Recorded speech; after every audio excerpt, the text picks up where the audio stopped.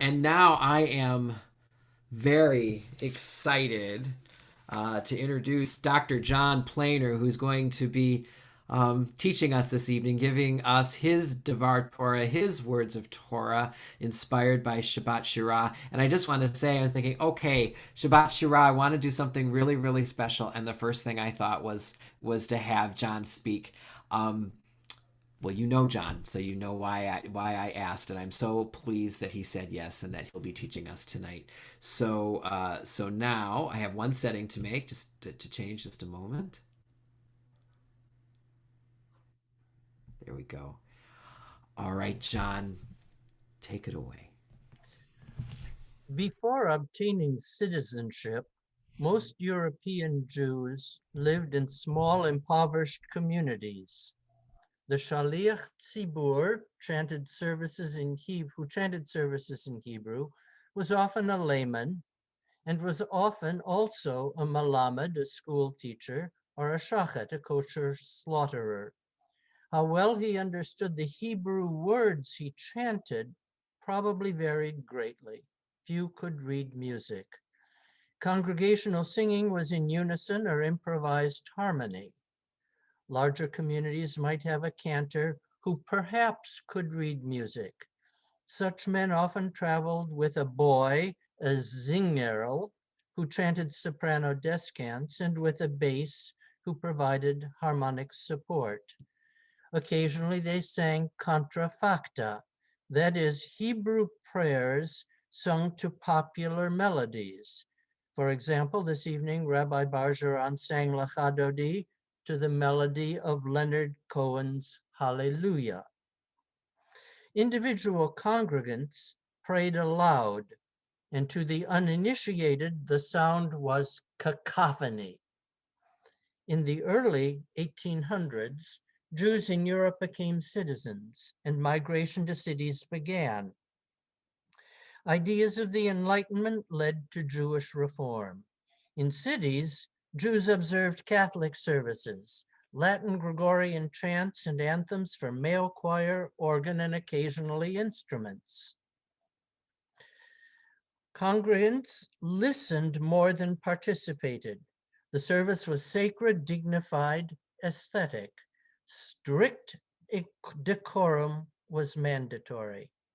Protestant churches featured choirs of men and women and communal singing of hymns.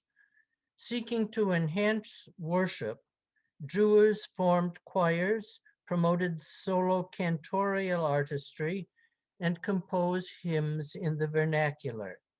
In the 1840s, cantors Solomon Zulzer in Vienna and Samuel Naumburg in Paris published Hebrew prayers for cantor and choir. A generation later, Louis Lewandowski in Berlin published more. Their music revolutionized services. Initially, their new music provoked communal uproar. 3 years later, however, their melodies were beloved, called traditional, and so too today. By the 1860s, many traditional congregations had purchased organs and hired Gentile organists to play on Shabbat and festivals. The music was rich and varied, the controversies hot and loud. By the late 1840s, America had adopted European models. European cantors flocked to America, and with them came the music of Zulzer and Lewandowski. American cantors arranged and adapted these melodies and composed new prayers in Hebrew and English translation. In 1897, Cantor Kaiser published the first Union hymnal, hymns in German and English. And Judah Cohen, a professor of music at Indiana University, last year published a very fine study of 19th century Jewish music in services, in schools, and homes. Achduth Vesholom bought and sang this very music. A vast collection of European Jewish music came to the Hebrew Union College in 1921.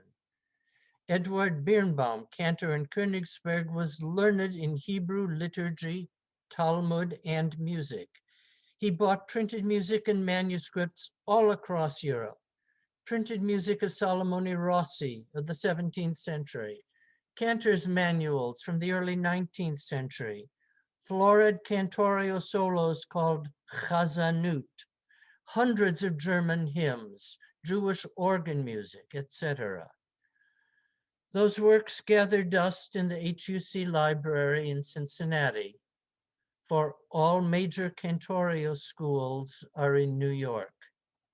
As a historian, I imagine I hear these cantors and composers calling Zochrenu L'chaim, remember us to life.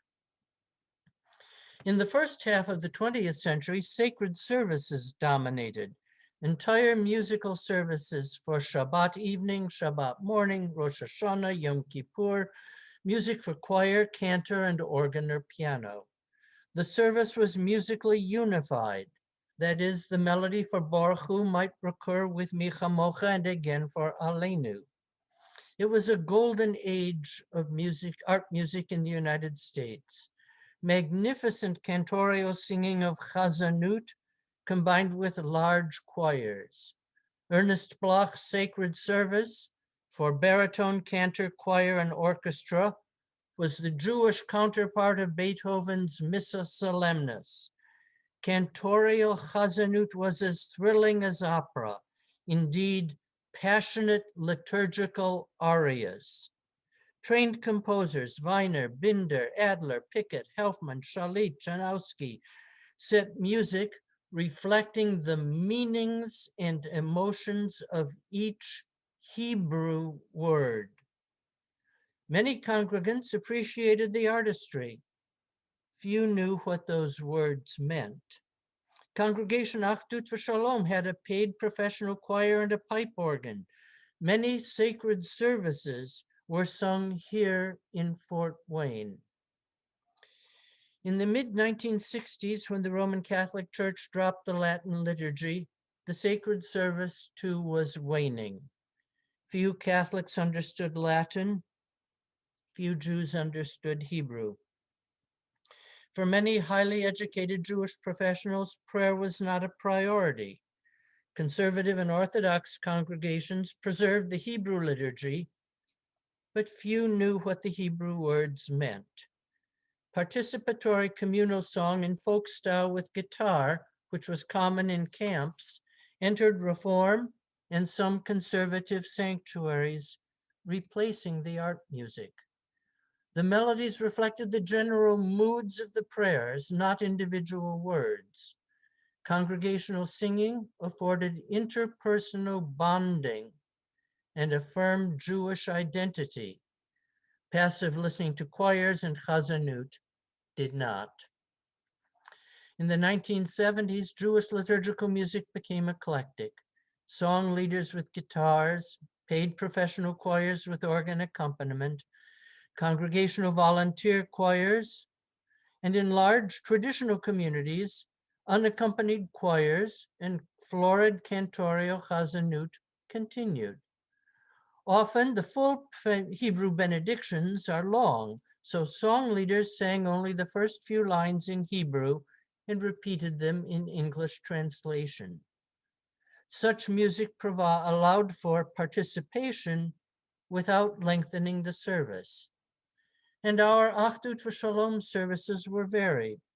Paid professional choir of 4 to 6 with pipe organ, providing art settings, volunteer unaccompanied congregational choir, Charlene Gubitz is song leader, singing camp melodies with guitar, Normand Ronnie singing duets with elegant guitar picking, and occasional Friday Night Live services.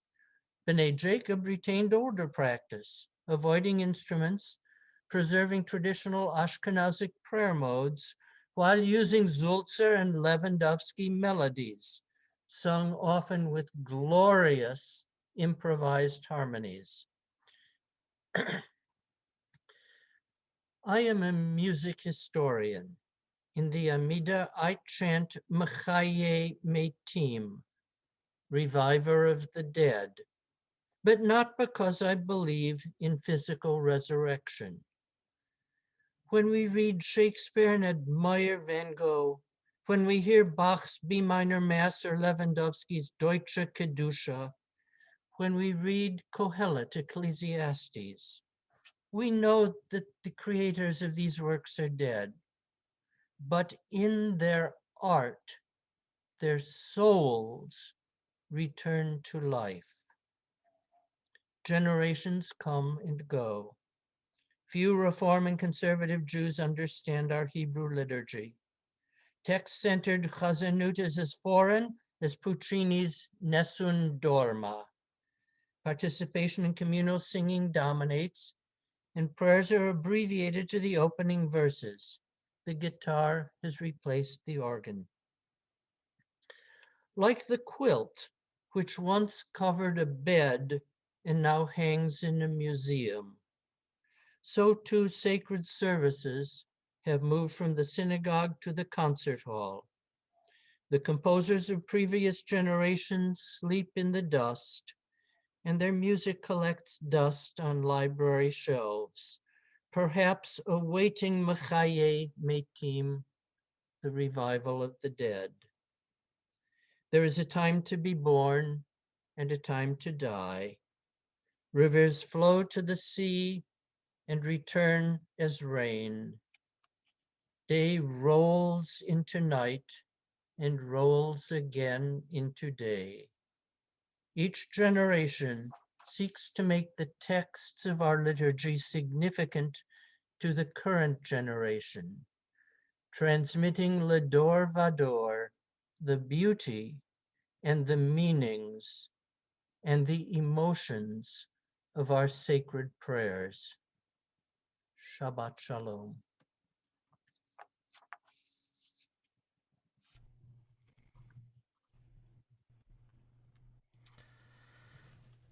Thank you, John. What a loving and passionate teaching on the beautiful musical heritage we have in American Judaism, inherited from our European ancestors. And I'll say, since here you are one of the many things that you do in our community by virtue of being here, and what you've done in this community over the years is you keep so much of that alive, and you keep us remembering. And in better times, when we're able to be together in physical space, we hear this music because of your passionate commitment to ensuring that our heritage stays with us and is not entirely shelved and gathering dust, but is actually being used and remembered. So thank you for your words, and thank you for your mission to enrich the worship culture of our Jewish community in Fort Wayne. Thank you so much.